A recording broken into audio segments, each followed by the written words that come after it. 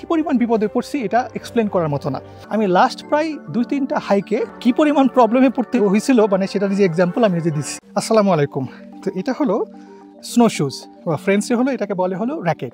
তো 1000 বছর আগে থেকে যখন মানুষকে প্রয়োজনের তাগিদে ডিপ স্নোর ভিতরে যাওয়া লাগতো অথবা হার্শ ওয়েদারের কারণে যখন বাইরে বেরোতে হতো তখন এই টাইপের স্নো শুজ তারা ব্যবহার করতো। স্নো শুজ হলো কয়েকটা বৈশিষ্ট্যের মধ্যে এটা হলো একটা বৈশিষ্ট্য, হয়ে যায় এখানে কয়েকটা স্পাইক দেওয়া আছে। আর এর যে মেইন বৈশিষ্ট্যটা অনেক চওড়া, কাঠের এরকম র্যাকেট শেপের একটা জিনিস বানায় রেখে ওর ভিতরে হলো তার দিয়ে মানে স্পাইডার নেটের মতো করে বসায় নিয়ে ওটা ইউজ করতো, যে কারণে হয়তো ফ্রেন্সে এটার নাম এখনও র্যাকেটই বলা হয়। এটা আবার পরা আরেক রকমের ঝামেলা।